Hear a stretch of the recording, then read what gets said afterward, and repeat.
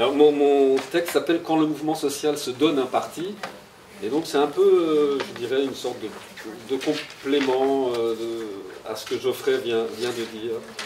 Et disons, une partie de l'invitation procède certainement du fait qu'avec Sandra Laugier, on vient de publier un livre qui s'appelle « Le principe démocratie », qui était basé sur l'analyse de l'ensemble des mouvements dont Geoffrey vient de parler. Mais je n'en reparlerai pas, il l'a très bien fait. Mais par contre, j'ai été un peu comme Alain Touraine, je me suis arrêté sur le mot mouvement social, et donc je vais commencer d'abord par clarifier le terme mouvement social, dans ce que j'appelle les quatre âges du mouvement social. Donc un premier âge du mouvement social, ou de la notion de mouvement social, si on veut, et c'est celui qui imprime encore bien souvent sa marque à ce terme, est lié au conflit entre capital et travail dans le cadre du développement des sociétés industrielles à la fin du XIXe siècle. Le mouvement social, c'est alors l'organisation du prolétariat autour de syndicats et de partis qui luttent à l'intérieur du système de démocratie représentative naissant en employant les armes du vote, de la grève et de la négociation collective afin d'obtenir l'accroissement des droits politiques et sociaux des citoyens comme l'amélioration des conditions de travail et d'existence des travailleurs. Le second âge du mouvement social s'ordonne dans les années 70, autour des revendications dont l'objet est plutôt les droits des individus et des minorités, donc les femmes, les homosexuels, les groupes ethniques, comme l'a rappelé Touraine hier, et de la préoccupation écologique. Un troisième âge du mouvement social, encore une fois, je répète, c'est l'usage de cette notion pour qualifier des revendications politiques exprimées collectivement. Un troisième âge naît dans les années 80, avec une analyse de l'émergence de la financiarisation du capitalisme, c'est-à-dire la liberté de circulation des capitaux, l'extension du libre-échange, le renversement des rapports capital-travail, la délocalisation, la spéculation contre l'investissement industriel et la fin de la responsabilité sociale des entreprises, l'optimisation fiscale, la réduction de la place de l'État. C'est le temps de la mondialisation des problèmes politiques. Le mouvement social prend alors l'allure de l'altermondialisme à partir de l'insurrection des Chiapas contre l'ALENA, les émeutes contre le sommet du G8 à Seattle, ou le Forum social mondial de Porto Alegre en 2001, donc c'est entre 1994 et 2001. Ce troisième âge est également celui du développement de la conscience du fait que les questions vitales se posent désormais à l'échelle de l'humanité. Le mouvement social évoque maintenant des mobilisations dont l'enjeu est planétaire et qui touchent l'espèce humaine et toutes sortes d'espèces animales, végétales ou biosphériques en leur totalité. Bon, il me semble que nous sommes entrés dans un quatrième âge de ce qu'on nomme le mouvement social. Et ce quatrième âge, c'est celui qui est marqué par l'autonomie de jugement des citoyens, c'est-à-dire leur dégagement des organisations politiques traditionnelles, les partis, les syndicats et même les ONG, et la remise en cause, en pratique, du fait que ces organisations sont les seules entités qui remplissent de façon légitime la mission d'encadrer les citoyens, de former des militants, de contribuer à la formulation des problèmes publics et de participer à l'élaboration de la loi. C'est le temps de la revendication de démocratie réelle. Et c'est dans ce quatrième âge que le titre de ma contribution prend sens. Le mouvement social dont il est question n'est plus du tout celui qui est porté par des syndicats et des partis d'avant-garde, mais celui qui naît de la volonté des citoyens ordinaires de décider directement de la loi commune et de la distribution des moyens pour la réaliser. Ce que je voudrais analyser ce matin, c'est le renversement que cette nouvelle forme de pratique politique introduit dans la conception même de ce qu'est un parti. Donc on va parler de ce que je nomme la vie naturelle des partis. Ce qu'est un parti politique ou un groupement politique est en France en tout cas précisé par l'article 4 de la Constitution. Alors je lis l'article 4 de la Constitution. Les partis et groupements politiques concourent à l'expression du suffrage, ils se forment et exercent leur activité librement, ils doivent respecter les principes de la souveraineté nationale et de la démocratie, ils contribuent à la mise en œuvre du principe énoncé au second alinéa, c'est celui sur la parité. Donc au second alinéa, dans les conditions déterminées, la loi garantit les expressions pluralistes des opinions et la participation équitable des partis et groupements politiques à la vie démocratique de la nation. Point. Mais la Constitution ne dit rien au sujet de la manière dont les partis ou les syndicats doivent être organisés. Cela relève simplement de la décision de ses créateurs et de leurs héritiers. La forme originale du parti politique a été bien décrite par Robert Michels et sa loi d'airain d'oligarchie, donc au début, en 1920, à la naissance des partis. Donc, Roberto Michels est un sociologue allemand qui est passé italien et qui a énoncé la loi d'airain de l'oligarchie qui stipule que l'organisation est la source d'où naît la domination des élus sur les électeurs, des mandateurs sur les mandants, des délégués sur ceux qui les délèguent. La structure pyramidale des partis a été pensée pour s'ajuster à une confrontation brutale. Elle devait leur assurer une force et une efficacité leur permettant de s'opposer à des puissances soutenues par des appareils d'État pour engranger des avancées. Excusez-moi, monsieur Augien, il y a une traduction en fait, et je pense que c'est très difficile pour la demoiselle de traduire. Est-ce que vous pourriez parler un tout petit peu moins vite? Je peux parler moins vite, mais je sais qu'elle a le texte aussi. Bon. Donc, où en était-je? Donc voilà, l'organisation pyramidale est un peu militarisée, cherchait une efficacité parce qu'il fallait s'opposer à des puissances soutenues par des appareils d'État pour engranger des avancées, des conquêtes et des victoires, ce qui est le critère ultime du jugement qui est porté sur la valeur d'une direction ou d'un parti et de la pérennité de l'adhésion à ces partis et ces syndicats. Cette structure un peu militaire place le chef en position de maîtriser l'ensemble de la chaîne de commandement. Ce pouvoir procède du contrôle qu'il a sur l'organisation, la hiérarchie installée, les finances, les nominations, la propagande, la désignation des représentants et la discipline des militants. Ce dispositif enclenche une logique de ce qu'on appelle en sociologie de la professionnalisation. La politique devient un métier dont il s'agit de maîtriser parfaitement les codes et les techniques. Sinon, on passe pour un amateur, ce qui n'est jamais très bien. Ce qui conduit à faire remonter vers le sommet la validation de toute décision en engendrant des jeux d'appareils pour la conquête de la place au sommet. Tel est le modèle de parti qui a prévalu jusqu'aujourd'hui, même si certains des aspects les plus lourds de la centralisation de son organisation ont parfois été allégés. C'est ce modèle qui arrive en ce moment à la limite de l'épuisement. Si l'hyper-professionnalisation a permis de maintenir la puissance électorale de ces machines à faire voter et à trier les élus, elle a fini par écarter les citoyens de la vie des partis en rendant particulièrement pénible le phénomène de captation et la vacuité du discours et des revendications portées par une direction. Et puis l'époque est au rejet de l'instrumentalisation et de l'encartement et à la sauvegarde de l'autonomie et de l'indépendance des personnes. Elle est également à l'instabilité des adhésions, c'est-à-dire ce qu'on appelle en sociologie électorale l'individualisation des votes et à la résolution pacifique des conflits d'opinion. C'est-à-dire que une des choses qu'on a vues aussi dans ces mouvements, c'est le fait que quand on n'est pas d'accord, on s'en va, mais on n'est pas exclu, puisqu'il n'y a pas une direction qui va vous dire que vous n'êtes pas dans la ligne. Et plutôt les gens s'en vont, quittent un mouvement s'ils ne sont plus d'accord, plutôt que d'être exclus.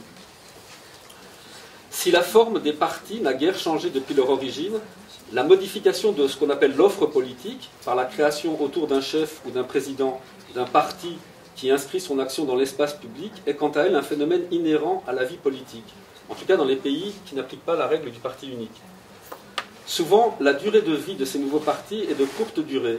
Ils entrent dans le jeu de la représentation en participant à la joute électorale et disparaissent une fois le scrutin passé. Parfois, elles parviennent à s'installer dans le paysage politique et y trouvent une place définitive. C'est par exemple ce qui s'est produit lorsque les militants alternatifs, antinucléaires et antiproductivistes ont décidé dans les années 70 de porter leur contestation au sein du système représentatif. 40 années plus tard, les partis verts sont devenus des rouages respectables dans le système représentatif, en ayant aligné leurs pratiques internes sur celles des partis responsables, c'est vote majoritaire, tractation de couloir, coups bas, jeu de courant, quête des postes, etc., etc., etc. Donc, on peut dire qu'il existe 3 grandes raisons pour former de nouveaux partis. La première raison, c'est un blocage dans l'ascension professionnelle dans le champ de la politique partisane. C'est-à-dire, je ne trouve pas place dans un parti, je vais dans un autre pour essayer de trouver ma place. Et donc là, c'est le jeu des ambitions personnelles, ou bien des sortes de magouilles où on se donne un petit paquet de voix électorales pour négocier mieux ses alliances avec d'autres partis. Enfin, des jeux qu'on connaît très bien dans les combinaisons politiciennes qu'on admire depuis assez longtemps. La deuxième raison de fonder un nouveau parti, c'est qu'il existe un blocage dans le fonctionnement des rouages du système démocratique, à la fois au plan de la représentation, au plan du contrôle qu'on peut avoir sur le gouvernement, à la fois dans les institutions de la démocratie qui sont rouillées et dans le fonctionnement des partis. À ce moment-là, quelqu'un peut dire qu'il faut qu'on casse un peu les règles qui sont rouillées d'un jeu qui s'est stabilisé. La troisième raison pour fonder un nouveau parti, c'est qu'il existe un blocage dans la formulation même des problèmes politiques. Et on est à un moment de ce type-là. Quand on dit qu'il y a une pensée unique, par exemple, est-ce qu'on peut faire rentrer dans le débat public la question de l'austérité? Est-ce qu'on peut faire rentrer dans le débat public la question de l'euro? Est-ce qu'on peut faire rentrer dans le débat public la question de l'Europe, la question de l'austérité, la question de l'immigration ou la question de la démocratie? Est-ce que la démocratie fonctionne? Or, ce sont des questions qui, lorsque le corps politique ne permet pas qu'elles s'expriment, peuvent amener des personnes à fonder un parti pour imposer dans le débat public ces questions. Et donc, c'est ce qui se passe dans le cas où des ambitions personnelles profitent d'une cause qui les dépasse. Et là, on peut penser aux mouvements nationalistes en général, que ce soit en Flandre, en Irlande, en Catalogne, ou des mouvements populistes. On peut les appeler populistes, comme Alternative for Deutschland, ou le Parti des vrais Finlandais, ou l'extrême droite danoise, norvégienne ou suédoise. Non, il existe une quatrième raison à vouloir fonder un nouveau parti. Et cette quatrième raison semble alignée avec ce quatrième âge du mouvement social dont j'ai parlé. Cette quatrième raison, c'est la suivante, c'est la volonté de faire de la politique autrement, en créant une structure qui soit susceptible de donner voix et contrôle sur le parti aux adhérents et aux activistes eux-mêmes. Le cadre général dans lequel cette volonté s'exprime se résume en une idée, faire vivre la démocratie directe à l'intérieur du système représentatif, sans le détruire. Cette idée a été soutenue par les foules qui se sont mobilisées dans les rassemblements dont Geoffrey a parlé. Dans cette perspective, ce ne sont plus les partis qui forment l'opinion publique et qui forment et dirigent les militants et les représentants, mais c'est bien le public qui forme le genre de parti capable de remplir cette tâche. Telle est l'ambition de ce qu'on peut nommer les partis mouvementistes, dont les exemples sont aujourd'hui Syriza, Podemos et le mouvement 5 étoiles en Italie. C'est donc à ce type de parti que je vais m'intéresser, au moment où ce qu'il propose commence à s'imposer comme un modèle viable.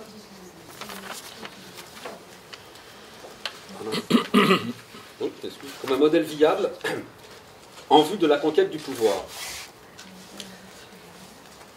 Alors, je veux dire aussi, à la différence un peu d'Alain Touraine, que dans ces quatre âges, je ne pense pas qu'il y ait une substitution de l'un à l'autre. Je pense que la richesse, la force de démocratie ou la vie des sociétés fait que chacun de ces âges coexiste aujourd'hui.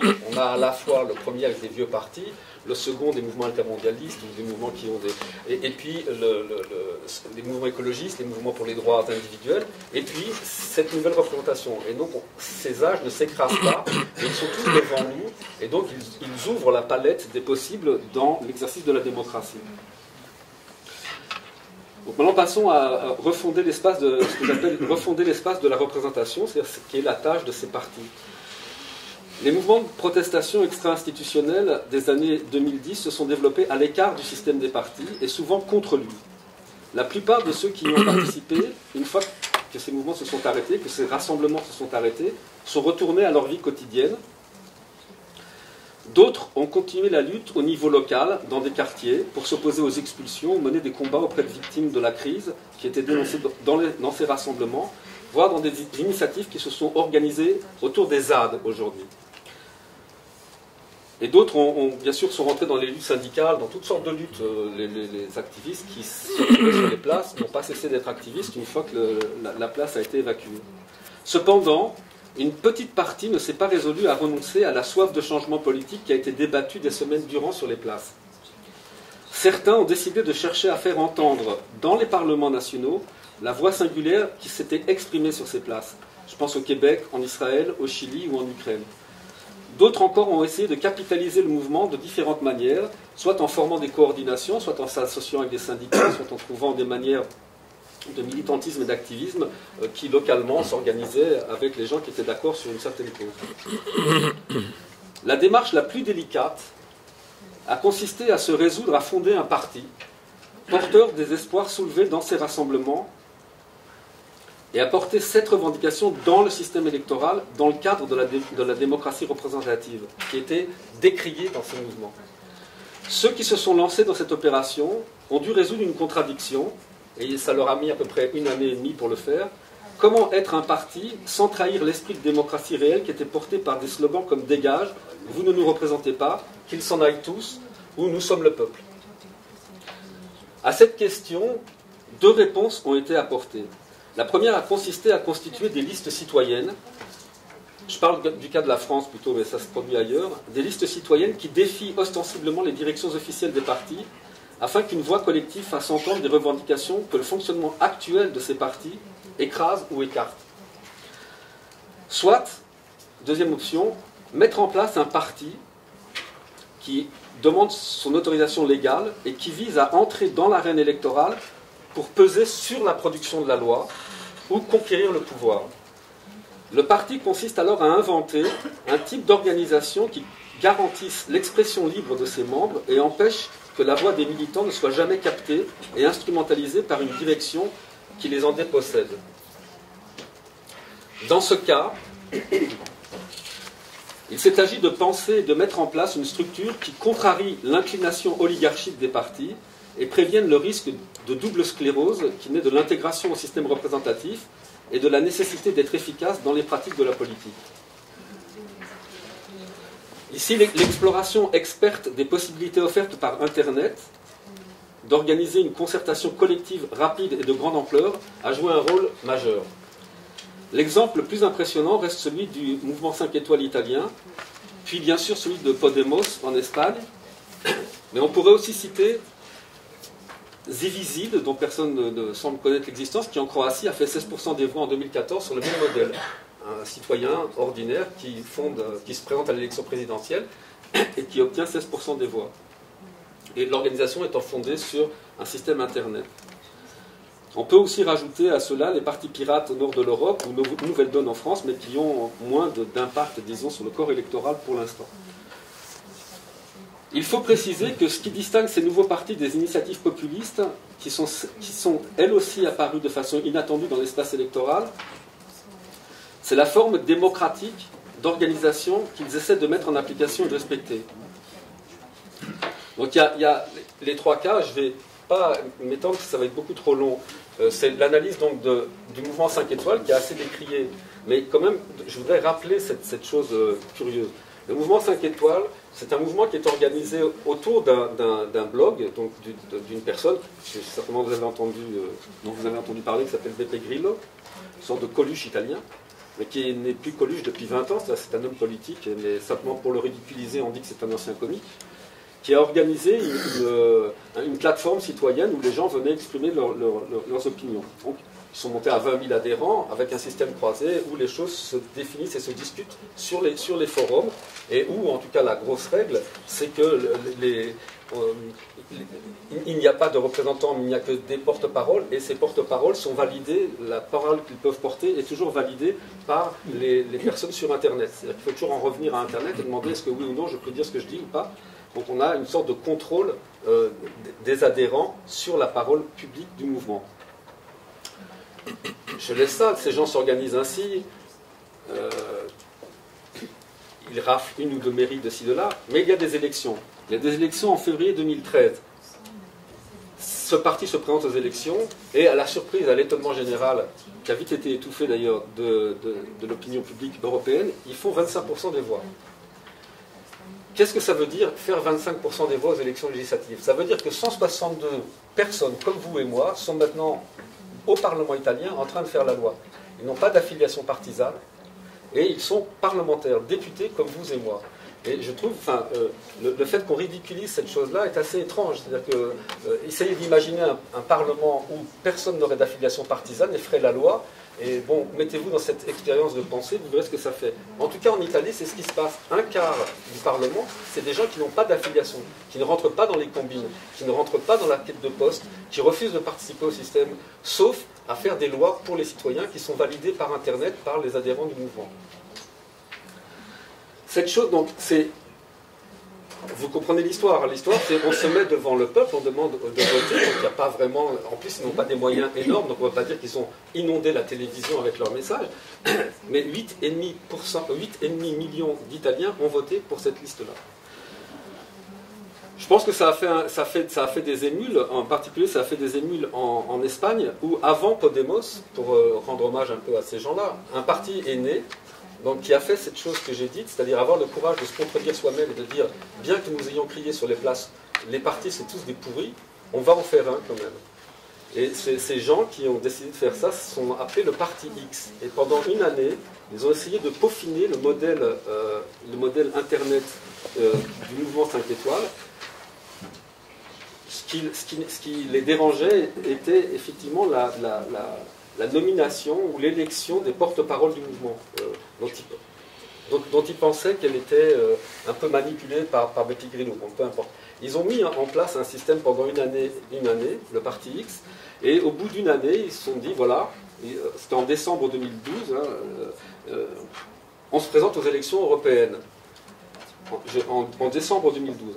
En janvier 2013, Podemos se déclare et dit, mais nous aussi, enfin bon, il y avait énormément de listes citoyennes, il n'y avait plus aucune liste de parti d'ailleurs à ces élections européennes, il n'y avait que des listes citoyennes. Hein. Personne ne disait qu'on était du Parti populaire ou du Parti espagnol, il fallait regarder l'offre. Tout le monde était citoyen. Et donc, en janvier 2013, Pablo Iglesias décide, avec le groupe d'amis autour d'eux, de faire un parti. Le Parti X dit, mais puisque vous voulez faire un parti comme le nôtre, nous on vous donne le logiciel, c'est un logiciel libre, hein. On a le parti comme il doit fonctionner, on vous le donne, prenez-le. Viennent les élections, 4 mois après, et le Parti X fait 0, et Podemos fait 8. Et donc Podemos devient une force importante en un an, comme on dit. Donc ils ont eu le congrès constitutif il y a 2-3 mois, où maintenant les crédits de 27% des voix. Bon, je ne rentre pas dans l'affaire, parce que on pourra en rediscuter plus tard. Je voudrais juste arriver à ma conclusion. Dans les démocraties avancées, donc l'heure est à la remise en cause de l'exercice du pouvoir par une caste politique et experte. J'emploie caste entre guillemets, c'est le terme qui est employé à peu près par Podemos, par Syriza, pardon. Voilà, c'est un mot d'indigène. Les sociologues le prennent comme ça. Donc par une caste politique et experte qui en a fait sa profession et est perçue comme distante et refermée sur elle-même. Il faut cependant s'aviser de ce que les remèdes à cette situation sont assez divergents.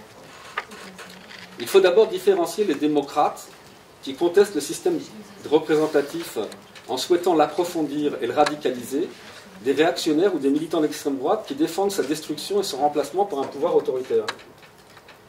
Ces derniers utilisent le mécontentement et la défiance des déçus de la démocratie afin de construire une force politique au service d'un leader providentiel et visent à installer un pouvoir qui rétablit l'ordre de la tradition et le sens de la hiérarchie en réduisant les libertés publiques, à commencer surtout par celles des étrangers.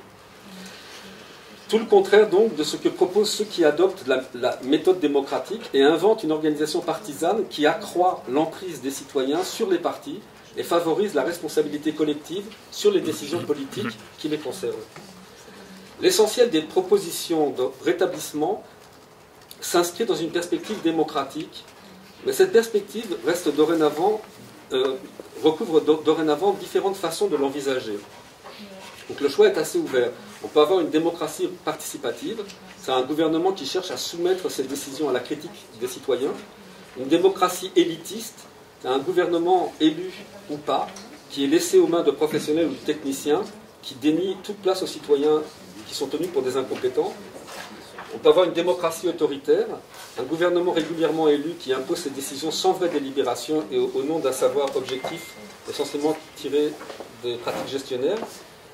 Une démocratie populaire, c'est un gouvernement élu et dirigé par un parti ou un leader charismatique ayant créé un parti à sa main et qui s'institue en voix du peuple et auquel les citoyens remettent le pouvoir de statuer.